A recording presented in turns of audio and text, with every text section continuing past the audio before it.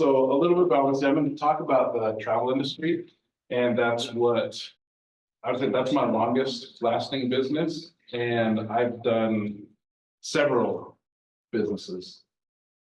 So this is my family.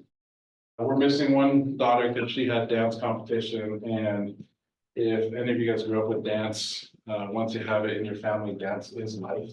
So we spend pretty much from February to May in dance competitions because that's what all of them do.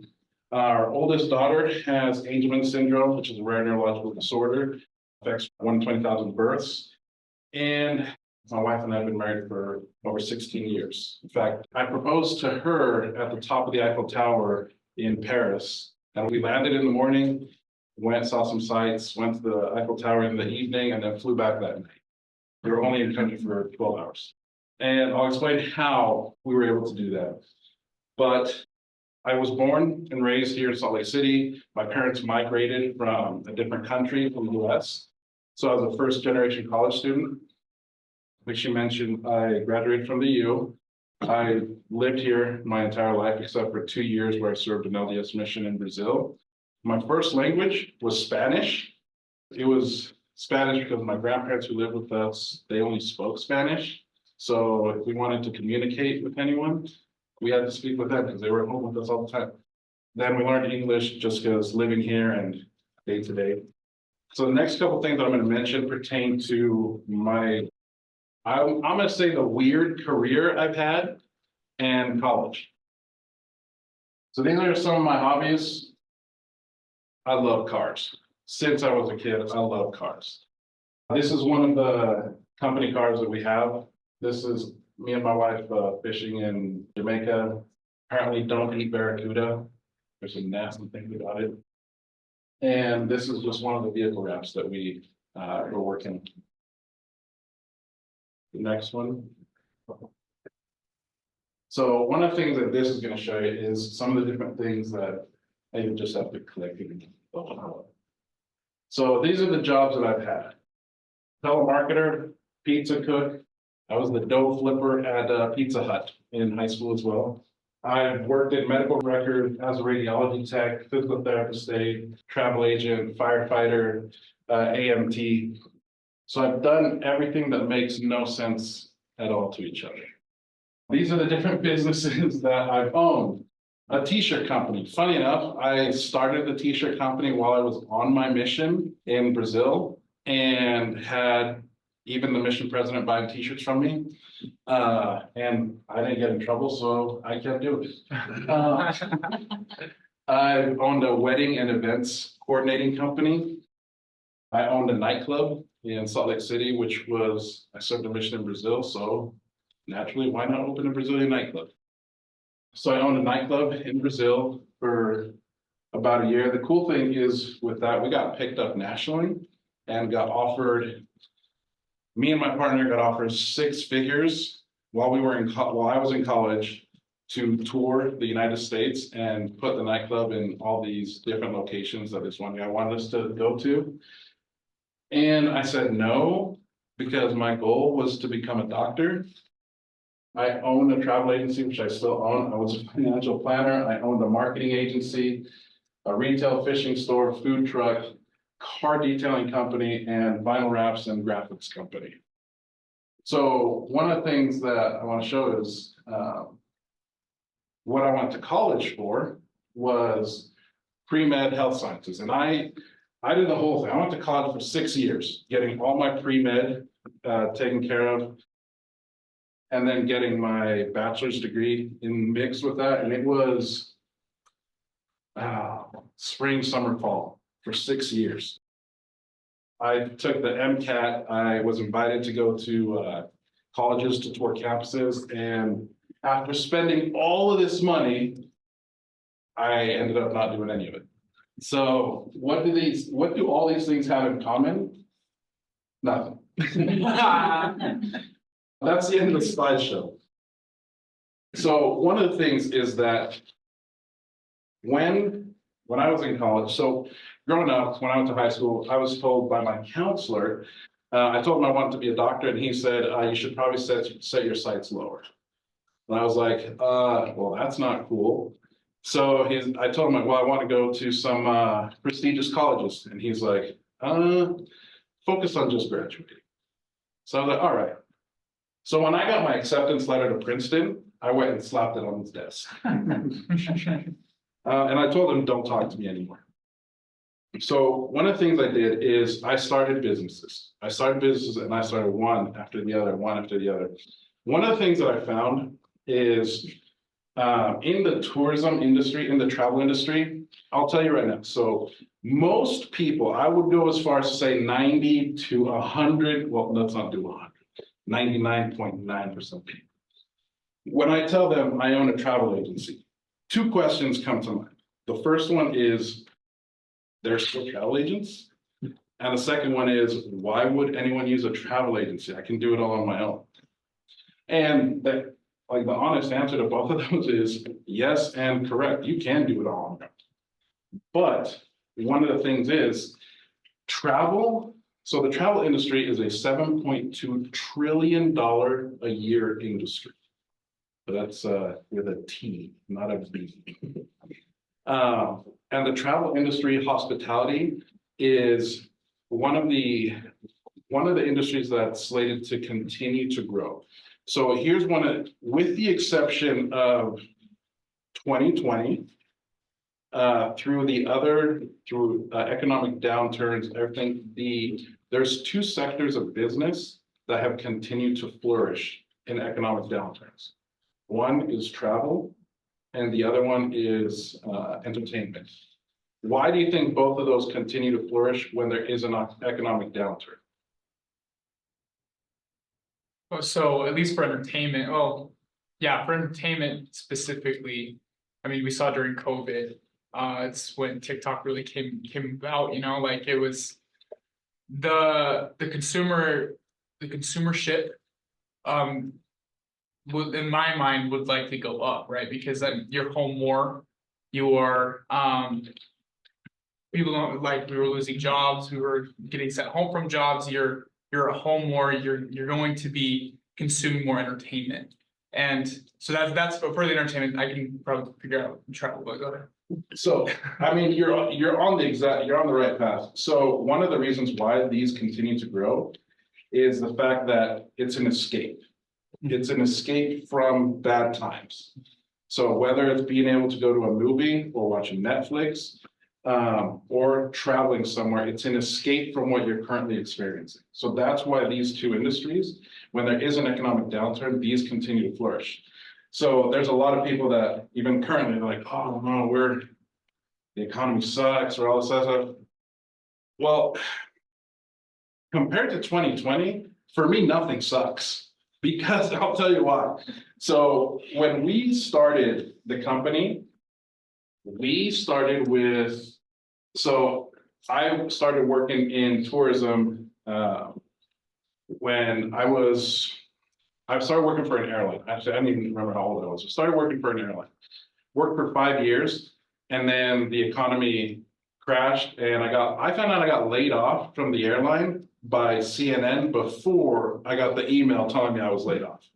I was like, oh, cool. Got laid off on a Friday. Monday, I had a job as a travel agent. So when I started working as a travel agent for this other company, it was just my employer and I.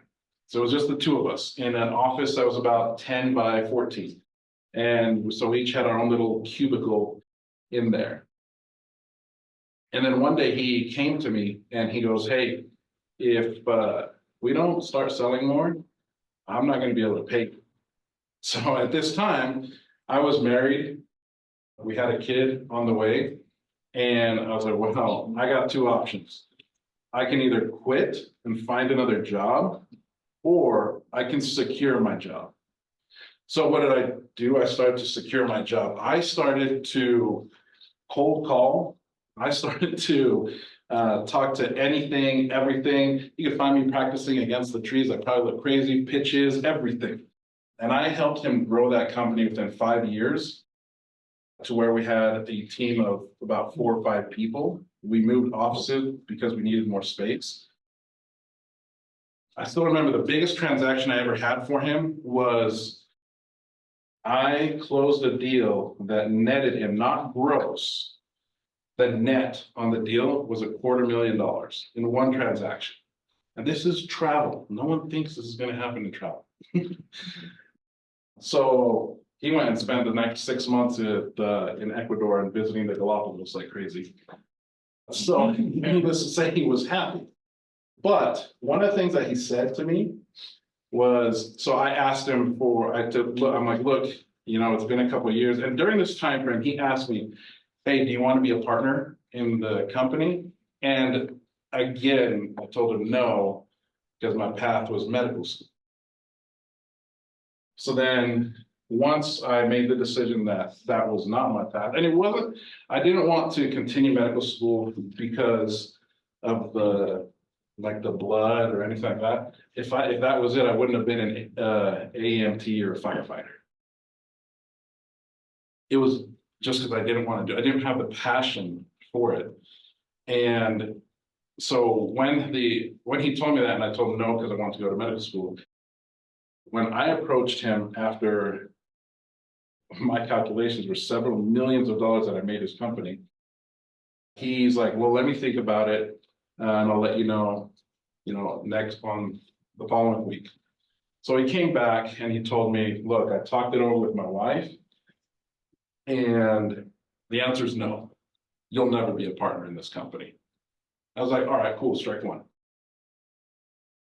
And then my buddy showed up and he goes, dude, you're making this guy money hand over fist. And he's not appreciating what you're doing. I'm like, I know, but I still need to feed my family. So he's like, let me give you some money and you start your own company. Well, I was like, even though I'd started multiple companies, I was terrified of making that jump. So I kept working for him, and then I asked him for a raise. And he goes, I will never pay you more than what you earn right now. I was like, all right, strike two. And then I'm like, hey, what if I franchise your company? What if and just as a preface, in college, I did not take any marketing classes. I did not take any business classes. Actually, I took one business class that was talking about the economy in Spain because it was taught in Spanish. And I still got a C, even though my first language was Spanish. But that's where my business acumen was at that point. So then after that, he's like, okay, yeah, you can franchise. And then the next day, no, you can't. Then the next day, yes, you can. And it was back and forth for 30 days. Like he was changing his mind more than I changed my kid's diaper. And I sat there, so I'm like, all right, you want to play this game? Let's play this game. Strike three. The day you say yes, I'm registering an EIN. So he said yes, registered an EIN, registered with the state of Utah as an LLC. The next Friday, he came to the office. He's like, we need to talk. I'm like, all right, let's talk. He's like, he goes, I know you registered a name, you did all this other stuff. I think there was conniving. Anyway, he called me a bunch of names. So at that point, I also had a decision to make. Do I react to what he said, or do I act on what he said? So I just sat there and I'm like, okay, cool. You're entitled to your opinion. So I'm pretty direct when it comes to a lot of stuff. So my opinions are like assholes. Nothing good ever comes out of them. So I went home that evening and I talked to my wife. I told her what happened. And she told me, and this is one thing I'll talk about later, is you're never going to work for him again. So I was like, cool, done. Called my buddy up. He gave me $7,000. He offered me 40 to start my company. I told him I only need 7. And that was mainly for furniture and like a couple months rent. So I started the company. One of the things when it comes to starting a business and running one is you're often going to hear this phrase. It is easier for a client to become a friend than for a friend to become a client. And anyone who has a business, who has ran a business, you're going to find that it's true. Some of your most some of the people that you think should be cheering you on are the closest ones to you that do the exact opposite. So in this scenario, I started this, and my parents came up to me, and I will say this, I love my parents. I had a great upbringing. I will never complain about my parents. They did everything they could for us, and migrated to this country and everything. But when I started my own company, they told me, why would anyone want to work for just commission? Like, you have no idea when your next paychecks come. You have no idea. Like, why would anyone want to do that? So for the first 2 years, they questioned everything, to the point where I didn't want to go to family events because I was questioned on everything that I was doing. Well, year 3 came around, and their car broke down. And because I'm the car person, I swear every family has a car person. They know what they're doing when it comes to cars. They call me and they're like, hey, can you help us find a car? Blah, blah, blah. I'm like, yeah, sure. So I drove them around, took them to a bunch of dealerships. And they're like, hey, we have a couple $1,000s. We need to get a used car just to get around, all this other stuff. So, at this point, you always hear about this concept, build in secret or build in silence when you're building your company. There's a reason for that. So we went to a dealership, and I'm like, well, if you could have any car on this lot, which one would it be? They're like, oh, well, they went and looked and everything. They're like, this one's pretty cool. This one, we'd really like to have this one, but it's way out of our price range. I'm like, all right, well, let me go talk to them and see what I can do. So I went in, talked to the dealership, came out with the keys.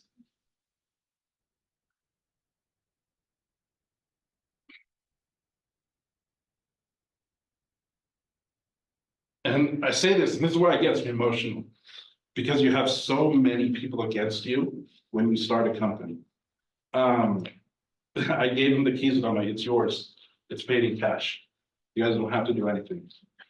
From that day, they never questioned anything that I do for the rest of their lives. In fact, right now, they're in Thailand, in Phuket, on an all expenses paid trip that we did through our company because it was my mom's birthday. So we figured, why not? So as our company progressed, the first year we made $14,000. Well, when you have a family, $14,000 doesn't do anything. We liquidated our IRAs, we liquidated all our savings, everything to survive the first year. Second year, we had the company made, I want to say $40,000. Year 4, it hit $1 million. From year 4 all the way up until COVID, it doubled almost every year. So up until COVID, in 2019, we closed the year with $4.5 million. And then COVID hit, and we ended 2020 with negative $190,000. I was literally paying my employees to sort Disney pins in the office. Like, we went from a staff of 14 to a staff of 4. And this is negative 190 after all the PPP loans, after EIDLs, after everything that was available. But at that time, there were huge conglomerates. I don't know if you guys have ever heard of a company named Short Trips. Whenever you book a cruise, go look at this company named Short Trips. They were bought out by another company, because you're going to be on the same tour that everyone who booked directly through the cruise at half the cost. And yeah, I remember, because we'd be on these cruises and we'd sit there and be like, hey, you guys are sitting at the table next to us at dinner. Yeah, and we'd start talking, and then we found out they paid twice as much as what we did, and we're all on the same excursion. So some of the things that I learned throughout this process is, and these are key takeaways, that when it comes to the travel and tourism industry, if anyone's interested in that industry, it is constantly growing and constantly changing. We've gone from where all we do. So I'll tell you, some of the things that we do, we've had people contact us who just want a simple car rental. because their car broke down and they just wanted something to drive around. Well, they get their insurance figured out, to, we got hit up by Logitech in China. Their office in China hit us up in Morgan, and they're like, can you guys get us to Mount Everest? And we're like, sure. We've never been there, but we'll get you there. So we set up their entire team on an incentive trip, and they went to Mount Everest Base Camp. It worked out so cool because they sent us a calendar of everything they did while they were at Mount Everest Base Camp. From that point, we've been able to do a lot of interesting things, which I'll talk about why. We've booked for celebrities. We've booked for billionaires. I mean, we've done a lot of, we booked for the Princess of Morocco.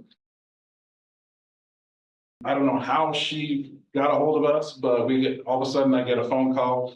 And we're always leery when we get international numbers, because in the travel industry, scams run rampant. In fact, we have a rule in our office that if someone calls us and they're slated to travel within 3 weeks, and we can't verify how they got a hold of us, we have a couple more steps. We refuse to book their travel.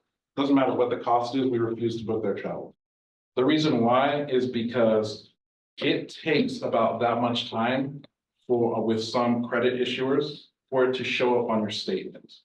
And by that time, we get a chargeback, our suppliers get a chargeback, and we all get screwed along the process. So we have certain things that we put in place that protect us. So we get this phone call, and I'm just sitting there like, it wasn't her, it was whoever their liaison was. It's like, hey, so we need to book a couple first class tickets. Can you do that for us? Okay, sure. How many? All of them. Well, like, what do you mean all of them? I'm like, there's 14 seats in first class. Yes, we need to book all of them. Okay, what name do I use? We're gonna give you a name, and you're just gonna do variations of that name, and then like 6 to 7 bodyguards. So we did that. It was awesome because it was in one transaction. The company grossed because it was flying internationally to New York.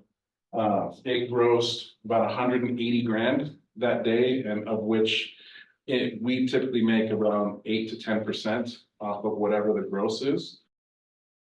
And that's an industry standard, but there's consortiums, there's different contract levels that you can achieve that will actually pay you more. Sorry, what was that first word you said? Consortiums? Yeah, so there's consortiums. I don't know. Would you explain what that is? Yeah, so consortia is just a big organization that, because of their buying power, they have increased contracts. So, for example, if I book somebody on a cruise, it doesn't matter what the cruise is, they're gonna pay my agency directly 10%. That's standard. But because I'm a member of this consortia, now they're paying me 18% because of the buying power that this organization has. So there's 5 or 6 global consortiums around the world. And once you join one of them, you get access to all of their perks. So to give you an idea, how many of you guys have heard of the icon of the seas? Okay, what's the icon of the seas? One of the largest cruise ships in the world. Exactly. You know what the average per person to get on that cruise ship is right now? Like $2,000, right? Yeah, it starts around $3,900. So it's like a really nice Costco membership to have that consortia. Yeah. So, and here's one of the, so with the consortia, our prices are about $2,000 less. So we're able to save our clients over $2 grand. And that's just the icon of the seas. I mean, this is across the board. So people ask me all the time, why would I book through a travel agent? Does it cost me more money? So some of those questions, does it cost me more money? No. The way that we make money is if your ticket costs you $500 and you're going through Delta and you're paying $500. Well, with that $500, you're gonna pay that no matter what to Delta. Well, if you go through a travel agency, you're still paying that $500 or less, depending on the contracts that that travel agency has, except in that price, subtracting the taxes of an average $500 ticket from Salt Lake City to Orlando, you probably have a remaining $387. That's pre-tax. Of that $387, because it's a domestic ticket, the airline gives 5% to the agency that booked it, or they keep it themselves. So when people ask, like, is there any additional cost to book it through a travel agency? 90% of the time it's no. It's gonna save you money, or it's gonna be the exact worst case scenario we tell our clients is it's gonna be the exact same. The biggest difference is, you get a concierge level service. So I say this I will put anyone on our team. I will put our agency, and this may sound egotistical or cocky, it's meant to be.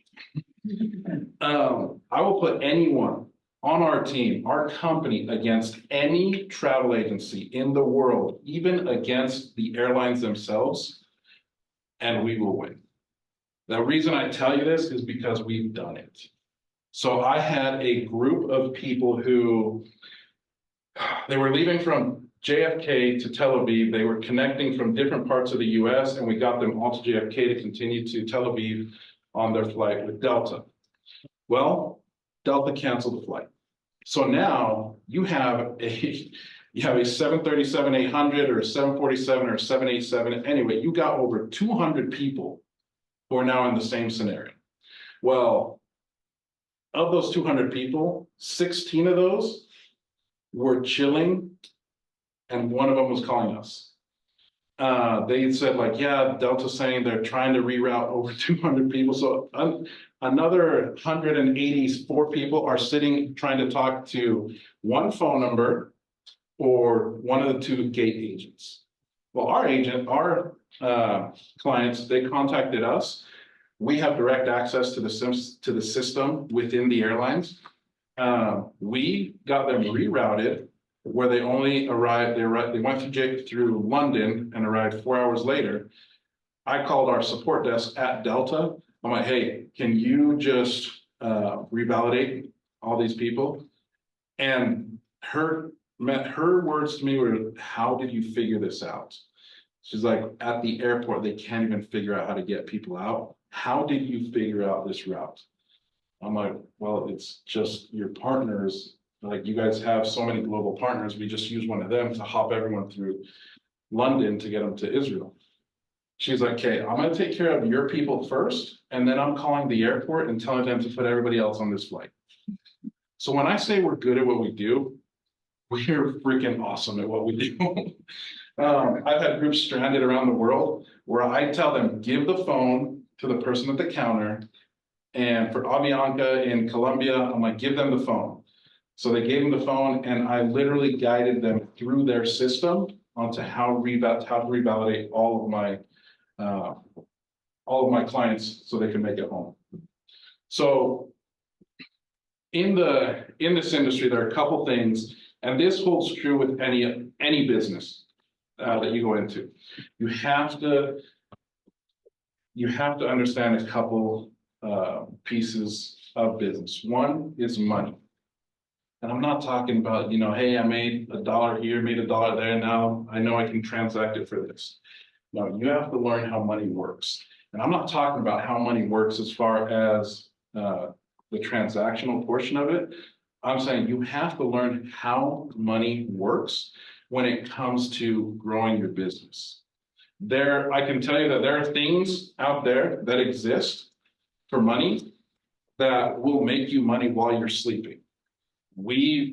Once I found these out, I put a portion of our company's assets into this because of 2020. And now, if we were to ever have a 2020 again, our company could still survive for over 2 years without having to use any, if they had PPP, any of my IRA, any of my personal investments, based off of knowing where to put money and how these different products work. Another one is associations and networking. I cannot express how important associations and networking is. I have made millions based off of networking.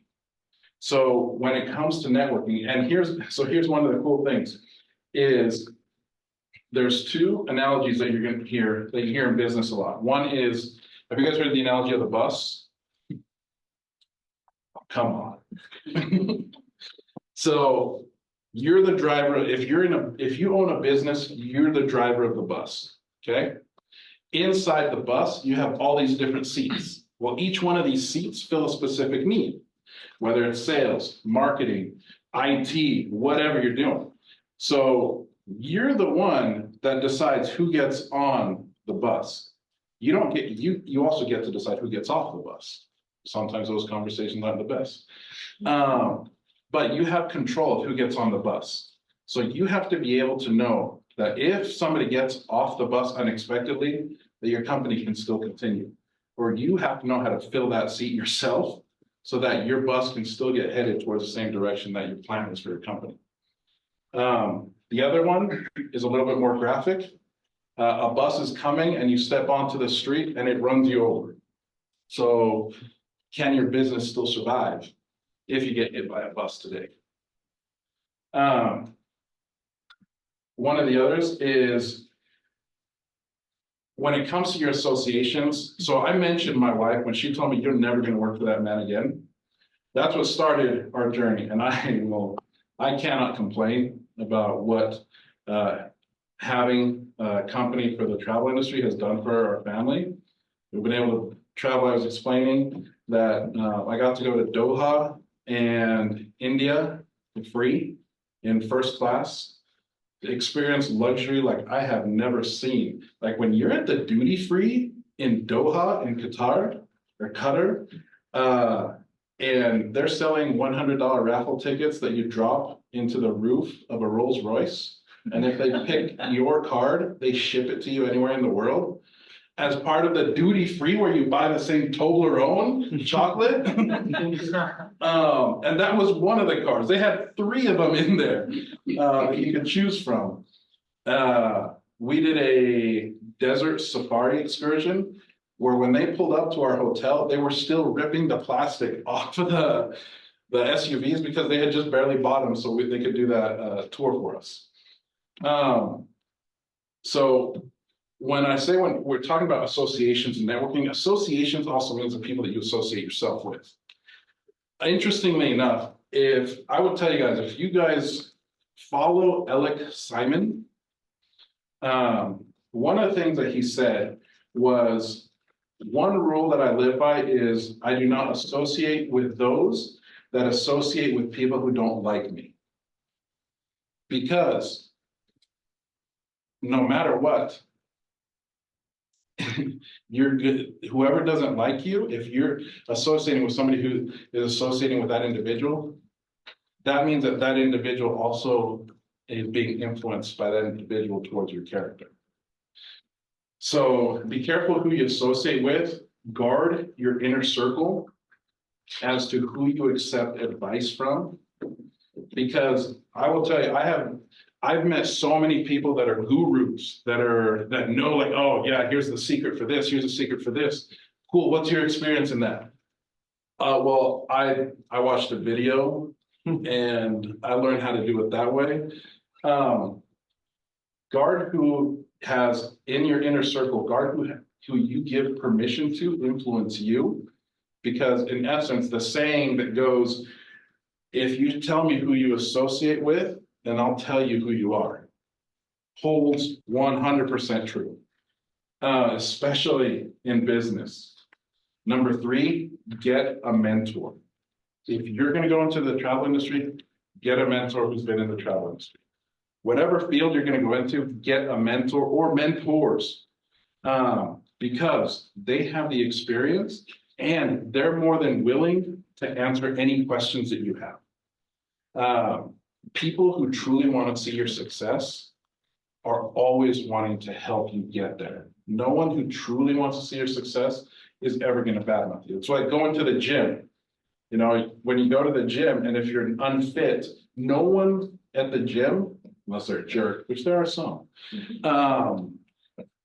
everyone wants everyone in there to succeed or be healthy, unless, you know, they're taking too much time on a machine. But there's all people who truly want your success. Those are the people that you want to be surrounded by. So the other one is mindset. Protect your mindset. When it comes to, so as an EMT, you know, they taught us, in fact, so when you go from being a basic EMT to an advanced EMT, you actually do more needle sticks. Do you guys know what those are? So you actually practice more IVs than people who are going through nursing school. In fact, when I was in my advanced course, all the basic EMTs who were in training would walk by us, and each of us had an IV bag attached to us in class. And we would walk out of this class looking like heroin addicts because we would have bandages on both of our arms, our hands. One kid was willing to get it on his neck, and we're like, no. Like, I had one kid who he was training to be in AEMT, and he went to put the IV in my arm, and he passed out while the needle was halfway in my arm. So I'm like helping him to the ground, and the instructor comes over once he comes to, and he's like, "Yeah, maybe this isn't the field for you." But the reason I tell you that is it doesn't matter what you get trained in class. Real life is very different. So when it comes to your mindset, read books outside of what your institution is telling you to read. And by this, I mean, you know, so my goal is to have at least either physically read or listen to Audible, 2 full books every month. Do you know the average American reads less than 1 book a year? So if you want to be ahead of almost everyone else, read 2 books a year. But some of the books, and so with my life, every time I'm adding a ton of books into my library on Audible, I've categorized them into different subjects. So I will say this to everyone who's going into business. I don't care what field you're going to go into or what you want to create. Rich Dad, Poor Dad. If you haven't read Rich Dad, Poor Dad, that's the first book you need to read. That's going to teach you what the cash flow quadrant is. That's going to teach you what money does. And it's going to teach you the difference between being self-employed and being a business owner to an investor to being an employee. There are significant differences at each level. And that book will teach you all of that. The other one is Belief and Conviction. Like I told you, I'll put my company against anyone. We've been offered to get bought out 4 times. Each time I've told them, add a couple more zeros and I'll say yes. They didn't, but. The other one is develop a routine. Develop a routine that becomes religious to you. Focus on if that's something that you want to do. Listen, no one's going to you're going to get as much education as you can from reading books, from going to school. But the same thing holds true. You're only going to get out as much as you put in. So when it comes to developing a schedule, there's 4 pillars that I do within my schedule. It's faith, family, fitness, and faith, family. I got to think of what I do every morning for my schedule. Faith, family, fitness, and finance. So my daily schedule consists of each one of those 4. And most people, you're going to find with a lot of business owners is all of a sudden they start to let go of one of these four categories. And I don't care who you are, your business starts to suffer. And then once you do that, everyone believes in work-life balance. Everyone wants this mythical thing of work-life balance. It doesn't exist. You prioritize what is actually important to you. So, for me, I've been married for 16 years. My wife and I did not continue to date each other for 14 of those years because for my travel agency turned 10 years old last December. And I was focused on growing the business. But I can tell you now that when I changed my concept of how I focus my business into my life in exactly July of last year, it's changed everything. We make more money, we have more fun, and we're able to do more of what we want to do. You take the risk when it comes to starting a business, when it comes to jumping off that cliff. And everybody has this fear of like, well, am I going to make it? Am I going to do this? The thing is, fear is a mythical creature that sits in our minds, that everything you ever want is on the other side of the lie that you're telling yourself of why you can't accomplish it or why you don't go. But that's it. Does anybody have any questions? Two questions. I think they're kind of related, but you talked about the growth of your business over the past few years, in particular, obviously COVID being an impact.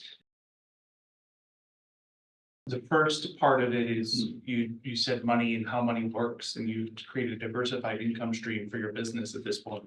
What does that look like for you to be able to earn revenue while you're sleeping? So we started to put money into what's known as like key man policies. We started to put money into what's known as indexed policies. And we specifically chose those because they don't get impacted when the economy goes down.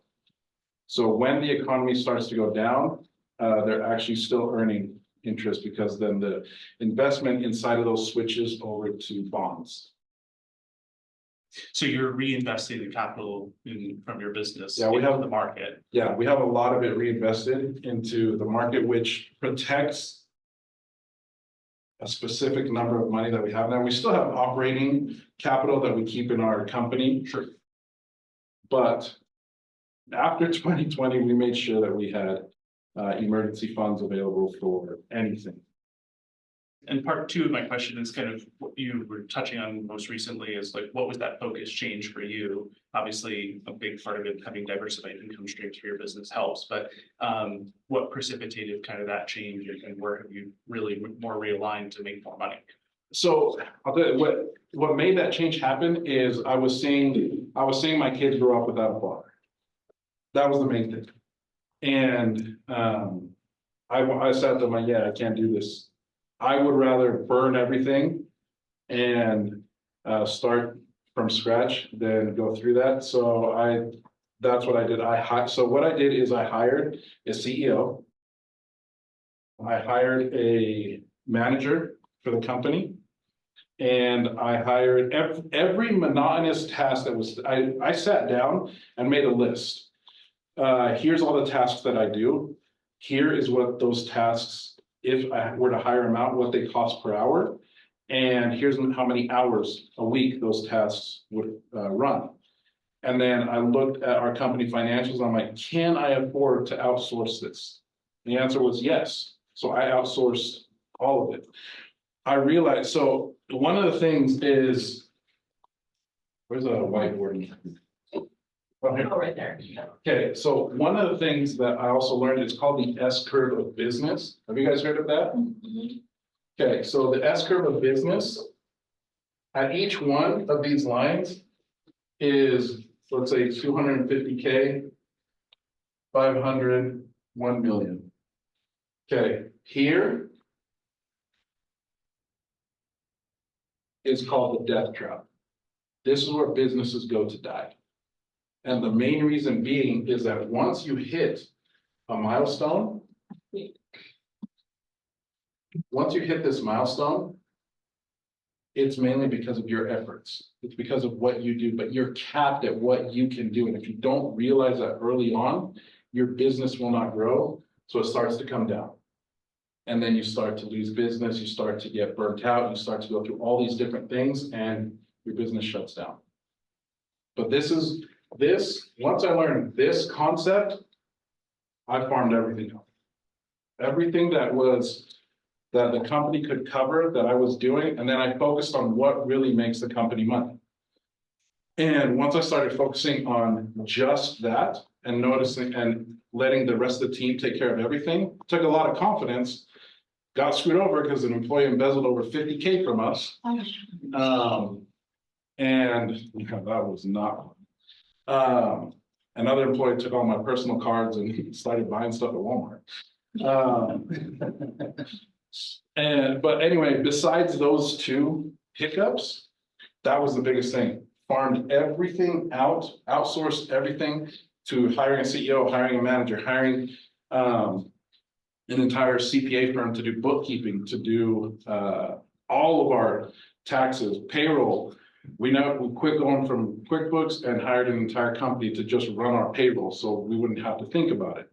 So that once all of that was off my plate and I was allowed to do what I know how to do in the company, like this January, we will close the highest amount we've ever closed since the company started, which is close to $1 million in 1 month, where last year we finished at $2.1 million for the year.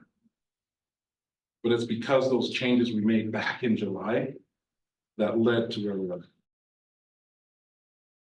Hi, I'm Elijah Velasquez, and it's been really interesting and amazing, like your history and all of your business. And my question is, how did you stand out from the business market? Like, I mean, like the travel agency, like when you started and now, how do you differ? What's the difference between other agencies and yours? Like, how's like? So there's two things. One, airfare. I guarantee, Google travel agencies, call them and ask them if they can do airfare for you. They'll say no, unless it's connected with a hotel. Well, we've taken the investment and the money, because you do have to invest money and get bonds and all this other stuff in order to do just airfare. And that's one of the things we do. So in fact, a lot of travel agencies book through us. So that was one factor. The other one is I give away all of our secrets for free. So I'm of the mindset, and I learned this from one of my mentors, is I can give you the playbook of how to make $1 million in the travel industry, and only 1% of people in the audience will actually do it. Anyone else? Well, I have another one is, what is something that school doesn't teach you and life does? And what is something that life doesn't teach you and school does? Because I would say, like, right now, like, a lot of people, like, a lot of those gurus, they tell you, okay, just quit school. Or, they tell you, yeah, I'm going to teach you, or, yeah. So I've been asked this a few times. There's a lot of myths out there. Like, you're going to hear these millionaires and billionaires who say have multiple income streams. Well, when you talk to them, and I've sat down and talked, in fact, we're going, after here, we got to go do some wall graphics for the guy in Utah County.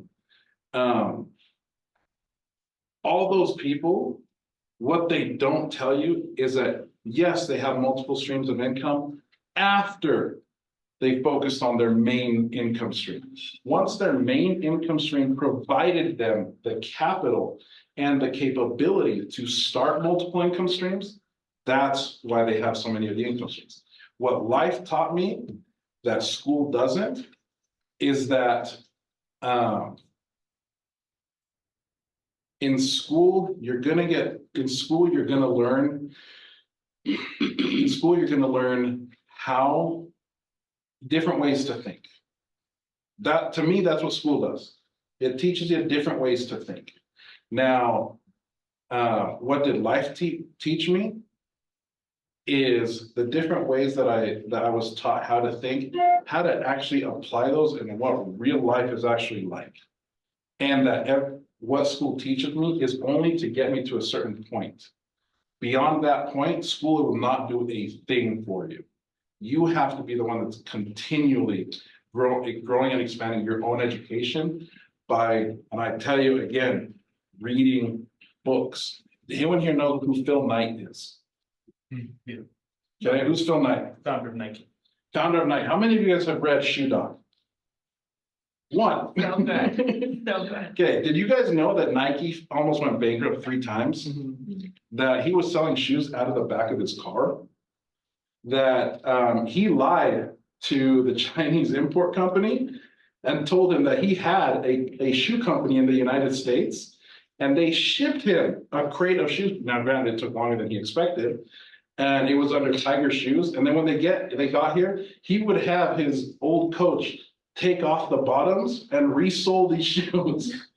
So the reason I tell you this is, you're talking Nike, and you see the transition in the book about him looking at how he looks at $1,000, which was life-changing in that time, to now he's looking at 7-8-figure deals for endorsements near the end of the book. That's what I'm saying. You really want to be successful, read. Even if you hate reading, get Audible. I actually, whenever I get a book on Audible, I order it on Amazon at the same time. So if I have the physical book with me, I actually take notes inside of it or highlight certain things as I'm listening to it on Audible. Because I honestly don't like reading a physical book. I will fall asleep. Anything else? You and then you. Okay, so, I mean, most successful people talk about networking. So my question is, when you started, how people will trust you, like, to get in networking? Because right now, you did not networking that we're looking to have. Mhm. But when you started, how hard was it? It was not hard at all. So when you get into networking, you're like, honestly, you guys should, if you're looking to go into business, join Toastmasters. Learn how to public speak. Learn how to speak eloquently about yourself and speak very well educated about a subject that you're going to learn in business, or you're going to go into business. Networking is easy. Like, yeah, to get over the first hurdle, it's fear, but just open your freaking mouth. Like, literally walk into, so one goal that I started with, and I used to be a very shy kid. I'd have my siblings order food for me because I was afraid of the person at McDonald's, even though they didn't do anything to me. But I purposely put myself into rooms of people that are super successful, people that know far more than I do, and I listen. I ask questions and I listen, because in those rooms, no one's going to make fun of you for asking a question, because they have all been where you are at the beginning. Thank you. For your like vinyl wrapping company, Yeah. like especially super recently, there's been like a huge like surge in the car community, and I feel like it's become a little oversaturated. Like I personally know dudes who, like, I know a guy who just started a window tinting business, and I also know a guy who does detailing and wraps, and that's just people I know. Yeah. Personally, and they know people that do it too, because the car community, like, Oh, yeah. knows each other. How do you, this is kind of related to his question too, how do you like stand out in that sense, like in such a Networking.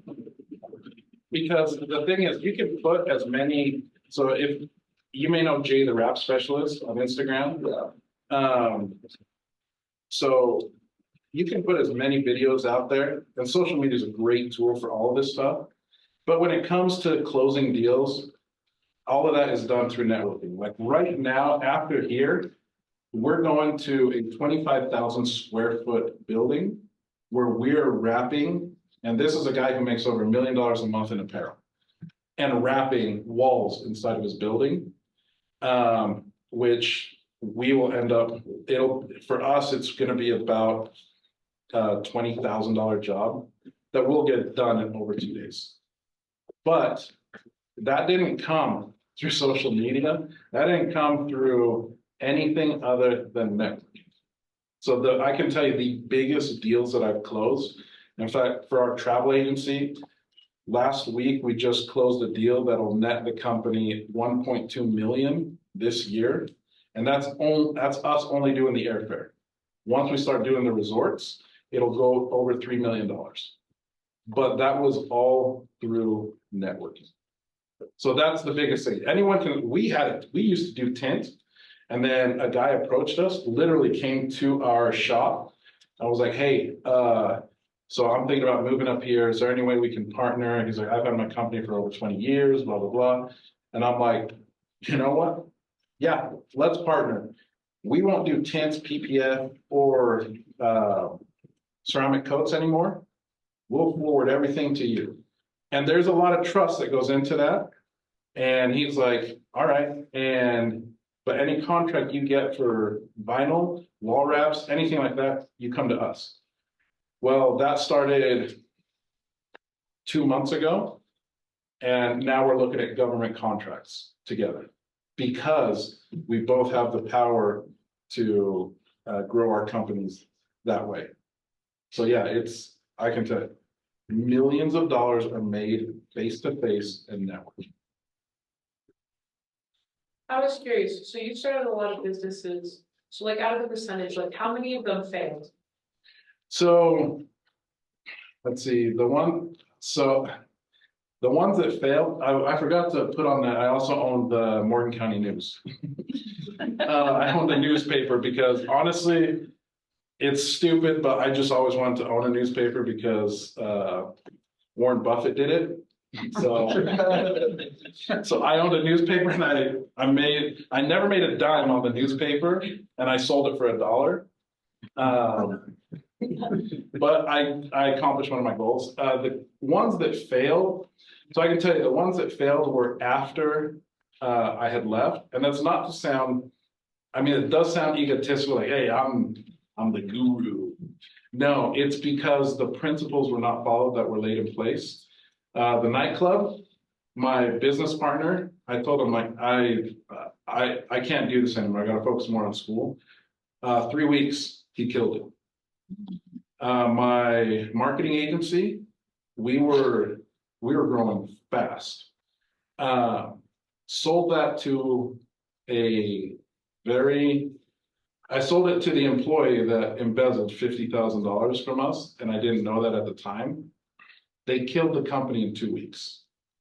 And now they're in 3 weeks, we find out if they go to jail. So, so it's not that they failed, like our fish.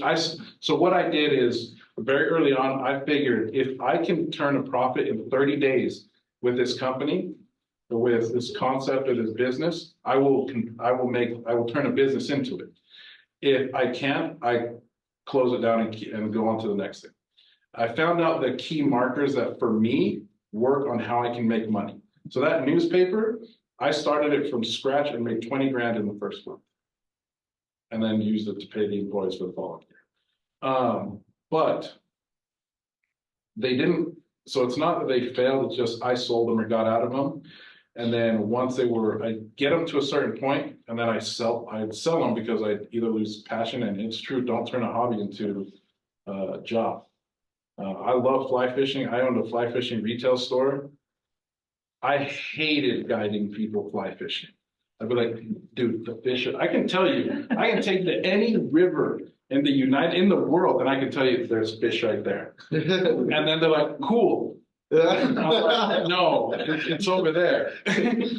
But yeah, it's more I'd sell them. And then once they got over, they started to apply different principles that were not the foundation of the company, and the company was gone. But that's what through trial and error, I learned what I really wanted to do. Is it hard to switch between the two companies? No. In the beginning, yes. At one point, I had 7 companies running, and I hated my life. I paid a mentor $5,000 for 8 hours of his time, and through those 8 hours, so after those 8 hours, I sold 5 of my companies within 30 days. And best 8 hours, I bet this, and this all happened in July. Best 8 hours I've ever spent in business up to now. That's why I say get mentors. And yeah, it sucked. But now with these 2 companies, I would say the majority of businesses that are successful have more than one owner. But you have to vet your partners. I had a partner in one business who all of a sudden our bank account, and I get that this is terrifying. Our bank account went negative $130,000 in one day. He started freaking out. He started calling me. He's like, I want out. I can't do this. I'm like, dude, we're getting $1 million check at the end of the week. No, I'm done. I want to get out. I'm like, all right. So I'm like, okay, sign the paperwork. I'll give you 20 grand for your troubles. He still had access to the bank account and he checked it at the end of the week and we had over $1 million in there. And he's like, I want back in. I'm like, all right, I'll let you back in at today's valuation. It's like, dude, I can't pay that. I'm like, well, again, very direct. I'm like, well, you ain't got the balls to handle it. So I'm like, don't get into business. So